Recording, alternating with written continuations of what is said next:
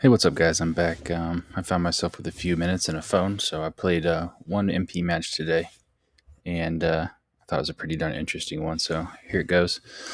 Got matched up with RodneyG, um, Big Valley captain. So starting off, I honestly forgot the holes we started off with, but here's what CC7.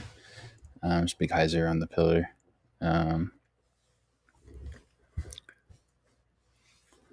Pretty easy start here. I know Rodney is famous for his consistent play. So, one thing I definitely don't want to do is get down against him. So, here we are, CC2, going over the top. For the longest time, I didn't carry a light driver, and I can tell you right now, it's so nice to have one. It just makes these holes so much easier. I actually find myself flying it all the way over like that and kind of leaving myself a little further out than I normally would be. But should be able to put a decent run on it.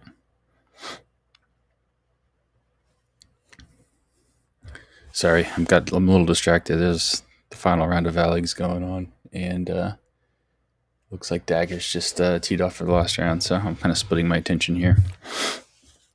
Not that what I have to say is that I'm ever that really important anyways, but took a run at that with the stag. I thought it would turn a little more. It didn't. The right height, which is kind of what I've really been focusing on in my play lately.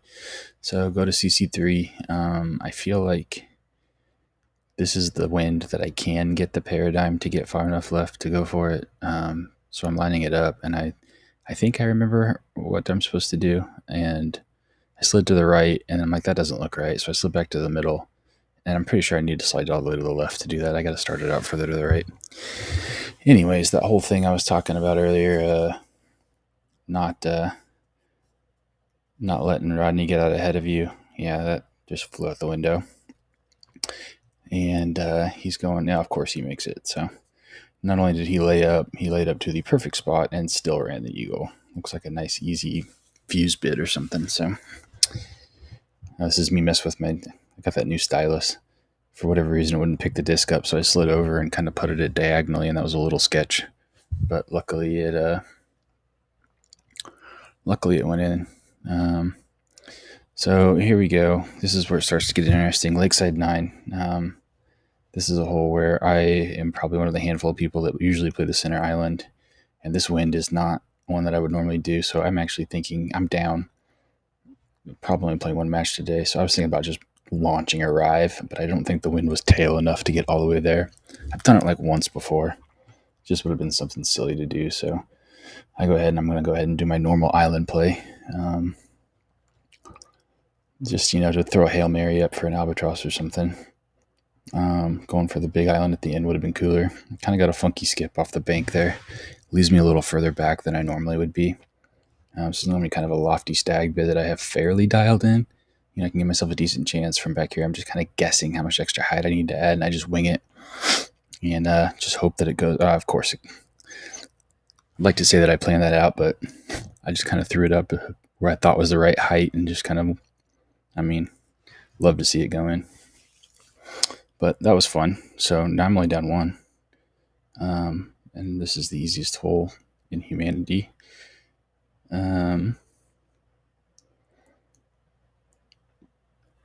So yeah, kick this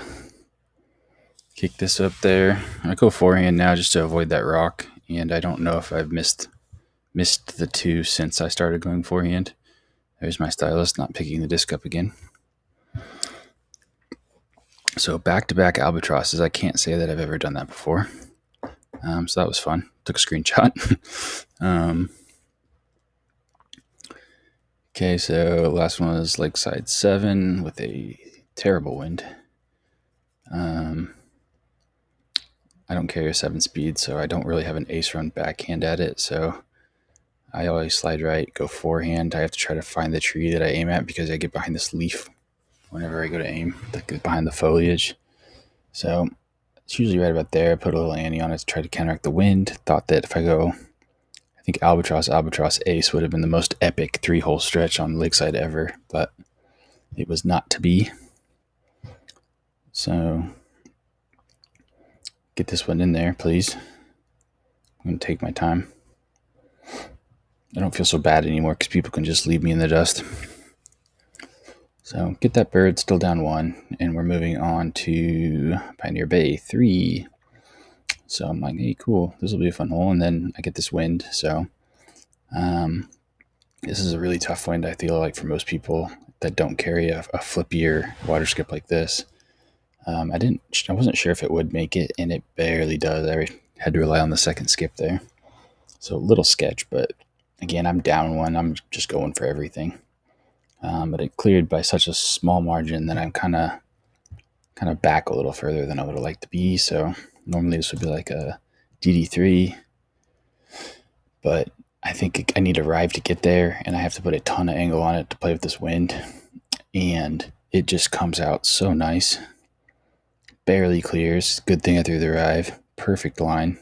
Like, wow.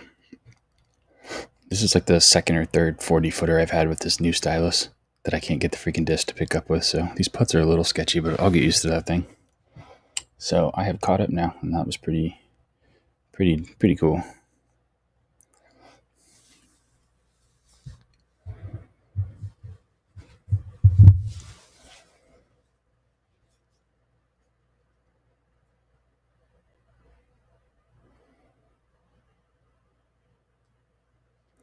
So, all right, 8, just throw the skipper right up the middle. Very rarely, again, do I get the dead skip, so I'm getting some fun stuff going on here. So I would normally either throw that skip Sampo again, or I would go like roll rive, but I'd also normally down there on the sand. So, all right, now I'm contemplating on whether I want to like skip it or just throw the light glide. I go with the light glide because I think at this yardage the skip would not be basket height and it would just put me further away. So just get one up there. Sure, I'm leaving myself another 40-footer to putt uphill with my stylus that I'm not comfortable with yet, but why not? Those seem to come out a little more right than I want to, but that's in there. So last hole, I forgot what it was. Oh yeah, Pioneer Bay 9. So I've had that paradigm in for a little bit, but not a ton of time. But I do know that I've started doing this where I aim it right. I line up my chevron with the bottom of the basket, and since there was a right to left, I put the nose down a little bit to make sure that it would turn. And then right as I was getting ready to throw, I couldn't remember whether it was like a second Wi-Fi like partial, because I mean obviously it's so far downhill you don't need to put the full power on it, but as soon as I let go, I knew that I'd messed up. I should have thrown that full power. So that was just a whoopsie on my part, forgetting what my line is here. But you know, the trauma of botching the freaking great comeback that was, I don't think I'll ever miss that line again. So silver linings, but heck of a round from Rodney, consistent as always. Mine was a little more up and down, but I feel like it was a lot of fun. So yeah, I thought that was cool. I'm thinking I'm gonna start